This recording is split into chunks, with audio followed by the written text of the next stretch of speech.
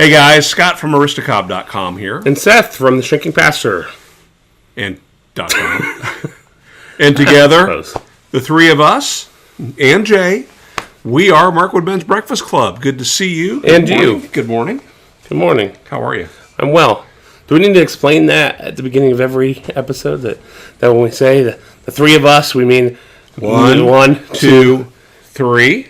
Three being you watching this now. I don't think we need to explain it every time. Every 2 or 3 times, every other, thereabouts. You in the comments, you tell us how often we need to remind you that you're actually watching. That you're part of the Breakfast Club. Oh, don't you forget about me. So today's episode will be a little different, and we would like to ask you not to turn away if you are a pipe smoker, because what we're going to talk about today, while it immediately relates to vaping, our concern is it is also the future of for any of us that enjoy tobacco products. All right, so with that, Boy is demonstrating, taking a few toots, a few hits off of one of his electronic cigarettes, a mod. This is the coil that I built a couple weeks ago on my Cigalikes 100 watt box mod at 35 watts. But we want to show you where vaping is headed, the future of vaping. And those of you that have followed us, watched our shows, our episodes for a while, have heard about some of the things coming into the pipeline with vaping and the FDA. So we're going to show you what vaping looks like. Where do we go from here, from this technology? And sadly, where we go is here and there.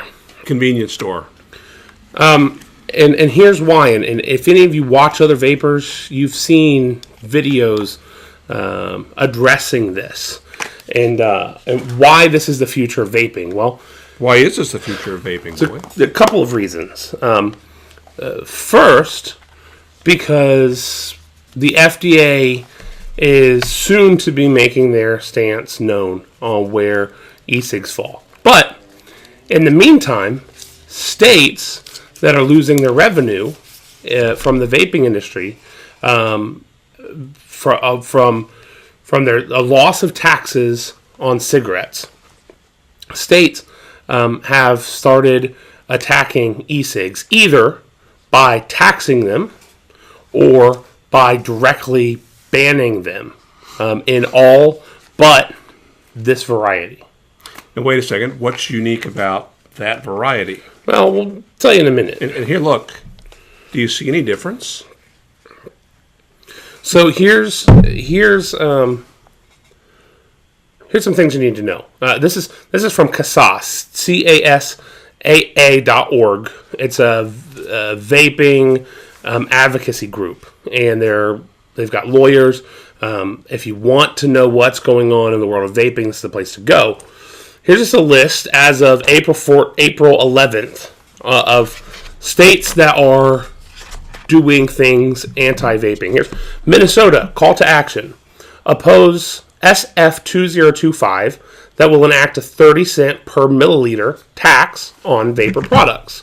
Well, that means this bottle that I bought for $15. When it was full. When it was full, right? That is a 30 milliliter bottle. The price of that $15 bottle is going to be $24 with a 30-cent tax. Okay. Ohio, call to action. Governor Kasich proposed budget will impose a massive tax on vapor products. Hawaii, call to action. Multiple bills threaten access to and use of electronic cigarettes. Texas, take action to oppose SB 706, which would classify e-liquid as hazardous substance under the Texas Health and Safety Code. Oregon opposed 2 bills that will enact a 65% wholesale tax on vapor products. So when you tax something at the wholesale level, two things happen. That tax then becomes multiplied from the wholesale by the retailer, and if there's another step in the distribution, yet again. So the consumer ends up paying several times the tax. And on top of that, the tax is thereby hidden. So when they purchase something, you don't see a line that says, whatever they're going to call this, e-liquid tax. It's hidden from you. Sort of like the gasoline tax that we all pay. North Dakota, California, Texas, Oregon, all have proposed bills that will limit the adults' ability to have access to these things. So it concerns us as vapors because they're coming directly at vaping, which is, as of yet, no studies have shown conclusively that it is harmful. It is a harm reduction device when compared to traditional tobacco cigarettes. Studies have shown that it is much less harmful than tobacco cigarettes, and it's an adult device that they're wanting to limit adult use for, and they're wanting to impose a sin tax on it when there's no rational reason as of yet to make a case for it being in the interest of the public health to impose a 60% tax. So, all right. So, is there argument that it is in the interest of public health that they're doing this? For some, they say and a lot of the banning is under the guise of we have to protect the children because e-cigs are only being marketed for kids because no adult would ever want a cherry flavored e-juice or a churro flavored e-juice. Which is pretty that's awesome. Only for children. Yeah. Adults don't like flavors. And why this style of electronic cigarette is going to be permissible, it is believed, is because these are produced by Big Tobacco. The one that I purchased is manufactured, I dropped the piece of paper that says, I think it's, no, it just says Winston-Salem, North Carolina. That's R.J. Reynolds. It is R.J. Reynolds. Yep. It's the Views, whatever, yep. Digital vapor cigarette. This one is rechargeable, and you can purchase replacement cartridges that come preloaded with juice and proprietary connection. That's right. You can't use anybody else's e-cig or vice versa. You can't use other chargers. You can't use anybody else's cartridges. If you want to know how terrible these are in particular, go watch real quick vape reviews on this exact model. I think I might have broken it. Oh, great. He goes through some of the ridiculous things in the packaging. They don't tell you what the nicotine level is. They don't tell you what the they say comparable to a pack of cigarettes or a day of smoke, or they don't give you any concrete sort of puff. Blue, to their credit, they tell you this is roughly 400 puffs. Ooh. You're getting a lot better vapor production. I am, but that tastes terrible. Yeah. This one, to their credit, says it's 17 to 24 milligrams tobacco nicotine. That's a huge range. But again, at least they have that on here. This is $10. That one's $10. That has a rechargeable battery. You can get cartridges for. They have a rechargeable battery version of this with cartridges for $15. I mean, so there's speculation that these are being made to be crappy intentionally to discourage the use of e-cigs. And this is where all of the money is being pushed for advertising, that to convince people this is an electronic cigarette, this is an e-cig, this is what vaping is, and not this. And so when you get into your mind that this is vaping, and you try it, and it's terrible, terrible. Why would I give up cigarettes for this? Why don't I just go back to cigarettes? I'm gonna try this one. They're designed intentionally to look like a cigarette. They're called cigalikes in the vaping community because it's like a cigarette, kind of. The vapor production usually isn't as good as what he's getting, which is pretty impressive. They're usually pretty bad. But take a hit off of this. I would rather not. That's why I got Cherry Kush. But this is why I want you to try Cherry this. Crush. It was funny because before we ever even tried these, I was telling Boy, remember the very first eCigs we ever bought were this style of eCig. And one of the things I hated about them was they had this nasty metallic-y taste to them, to their atomizer. That's exactly what this one has got going for it. Here, try this. This one's just nicotine flavor, original flavor. The pull on that is... Oh, well, because you got one there's hole. the draw hole. Yeah, you got to watch it. You don't put your finger over the draw hole. This one doesn't have that. Now, see, mine is lighting up only on a ring around the tip, not. Well, that's because the very, very tip has their logo. The tip has their logo. Oh, that's stupid. Try That's that. awful. That one's metallic. It's not great. I mean, it's flavor-wise. I would take that any day of the week to this. It's got a real burn to it. No. That is cough medicine cherry. Yeah. But I would. I haven't tried this yet. But yuck. That's just awful.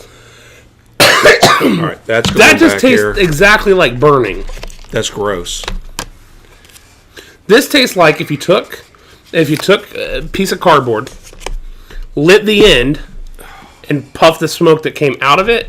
That's what that tastes like. I mean, I hate to This say does this taste because like cough I was syrup. hoping that this would be $10 worth. That I would at least enjoy this as much as I used to enjoy the very early eCigs, right? Which were on those occasions where I can't smoke. It wasn't bad. That's just awful. But these are owned by Big Tobacco. These will be the people that once the FDA puts the screws to the tobacco manufacturers, the only people that'll be able to afford to produce e-cigs will be Big Tobacco. Because the FDA, the proposal that they've made so far is It's awful. that things will be taxed, that that you'll have to, e-cig companies will have to get approval on every single product, everything that they make. That means this atomizer, this box mod, each individual flavor from each individual company will have to be vetted through the FDA, and each one of those vetting processes is a multi-$1,000 process to get your product approved. So all that will be left on the market is this. And as soon when this happens, it will be this, and it will be things that there will be a black market of e-cig. But also remember that the other rule is that e-cigs that date back before, 2007, will be grandfathered. Well, guess when these cigarettes were originally tested and test marketed? Back before 2007. Design. Yeah, so they're golden on that. Yuck. I'm going back to the pipe. If you have to, we haven't tried the tobacco flavor. This one, this is what is a lot better than I was expecting it to be. The blue. It does taste like cough syrup, and it doesn't taste like...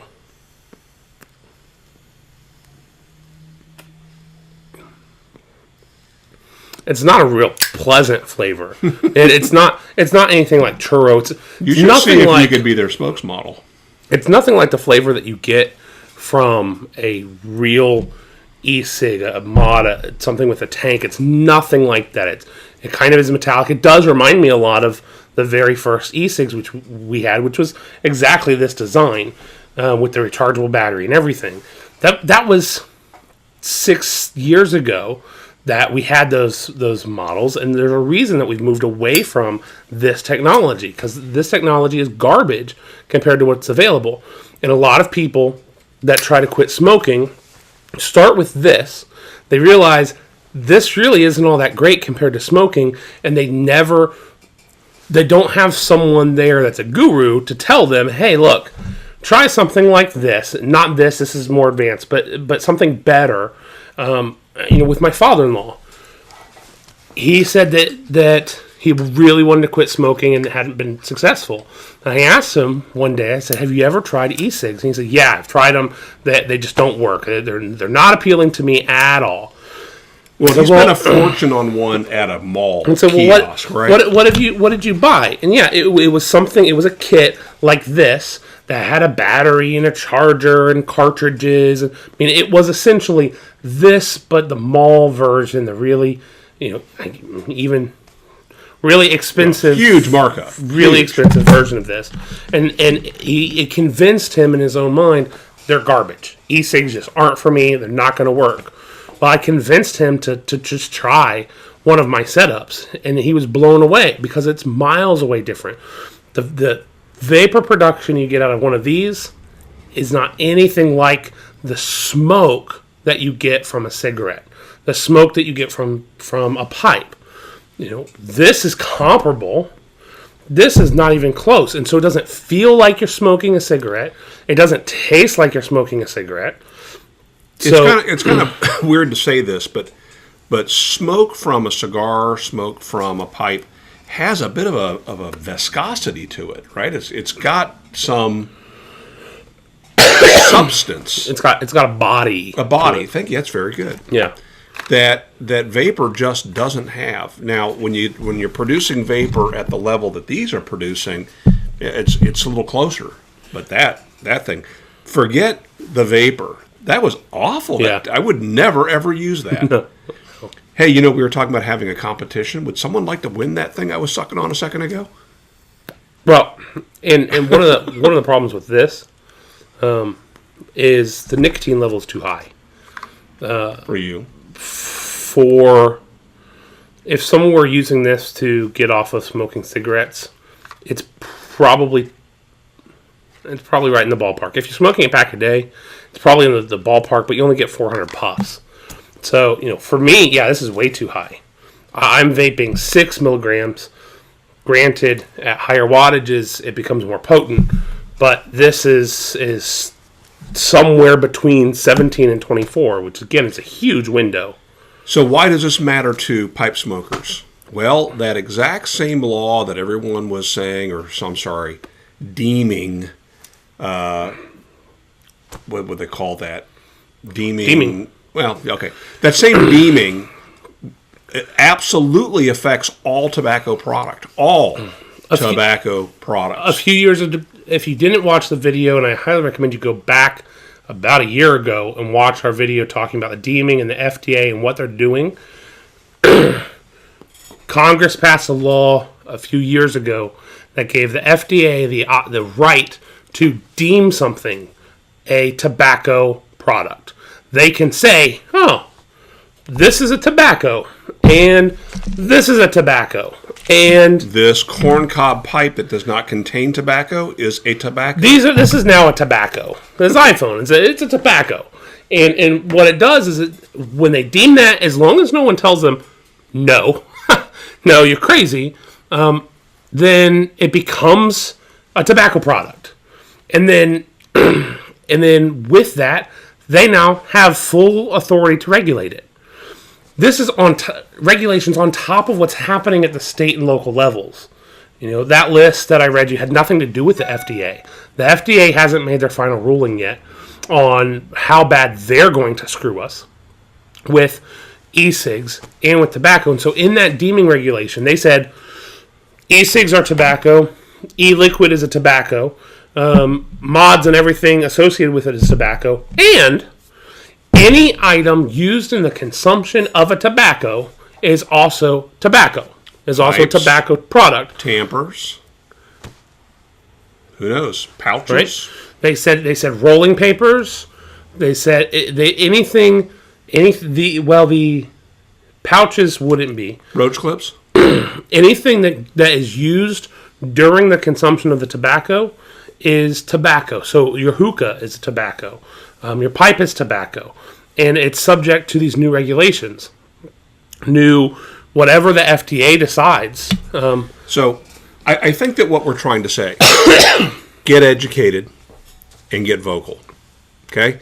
Make sure that you are in contact with your local representatives You don't have to come down on them hard. You don't have to assume that they're against you, but you should make sure they understand that if you are into vaping is something that is beneficial to you, and that it should remain legal and affordable. And the same is true with tobacco. Yeah. And this whole, you think, well, what do I care? I don't want kids smoking tobacco. Oh, okay. I'm with you on that. Do you want to be able to smoke tobacco that's an aromatic? Because that's a flavored tobacco. That is potentially going to become illegal. Right. This one here that I've been vaping on potentially will become illegal because it's cherry flavored. It'll be tobacco. There's only two flavors. Menthol. Only two flavors: tobacco flavor and menthol flavor. That's it. And if they start, we have this suspicion. Maybe it's a paranoia that we voiced last year when these deeming regulations came out. We read through them, and there's all this language in there that is secretive, and it's hidden, and it appears as if the FDA is going to be coming for our tobacco, and they're using eCigs as a cover. They're saying, hey, look over here while we do all the shady stuff over here. That may not misdirection. be happening. They talk about how any regulation that they do is going to have to be it's going to have to make vaping cost prohibitive and compare it to cigarettes. So they say all tobacco is cigarettes, and cigarettes are evil. So we need to make it so that it is cost prohibitive for people to smoke cigarettes. So that's their thought process. They lay it out in this thing that as a tobacco is evil because cigarettes are evil. So this is a cigarette. And it's for the children. How can you be against children? Right. So this is a cigarette, and so it needs to be taxed. It needs to be taxed heavily, higher than it already is, and regulated. Can you tell we're passionate about this? Or even worse, you might have to have every new design of pipe pass through the FDA to get it approved. Or every new flavor of blend of tobacco. You may think that, that's crazy talk. Well, do you know that it's against the law for me to produce toys for my grandchildren, which I then go, you know what, I got a couple extra toys left over. I think I'm going to put them on Etsy or eBay. Do you know that's illegal? It is illegal because every single component of a wooden toy, because it's going to be played with by a child and potentially put in their mouths and potentially then consumed, every single component of that toy has to be tested in a lab to prove that it has no lead. So if this were a kid's toy, the bit is one test, the ferrule would be one test, the shank would be a test, the corn would be a test. Again, that you think about just a kid's a wooden car wagon, with a couple wheels and axles and maybe a little person that sits inside and the glue to bond it together, the finish that you're going to apply on it, all that you have to have certified that you've had them individually tested. Well, and crazy talk, and now think about that as a pipe carver. And it has to be, the other thing that's crazy is it has to be done together at the end of the process. It doesn't matter what's been done with the parts individually. Right. So every part that goes into an e-juice is FDA approved. Every single element in here has already been approved by the FDA. They've already said, yes, this is safe. And now they're saying, well, we put them together and maybe not so much. And so you got to have it tested.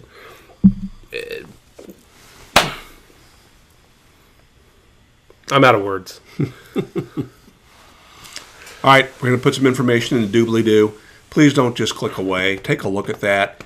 And like Boy mentioned last year, I know it was exactly this time last year that we were studying all that paperwork. It was a bunch of pages that we read. Because we read it all the way up to the Chicago Pipe Show. And highlighting it as we went along, and we talked with the guys there. And, you might think that, that's been a year now, so obviously they're not going to do anything. Right. I remember when the HIPAA laws were passed and a whole bunch of people just ignored the Health Insurance Portability and Accountability Act. And it was a couple years later that, boom, everything went into effect. And by that time, people were kind of lulled into complacency, and it was a burden on a lot of doctors. And so, anyway, don't get caught by surprise because, if you're silent, I don't know what to say for you. Yep. Got no use for you. Nope. All right. Make it a great week. We'll talk to you again. Bye, guys.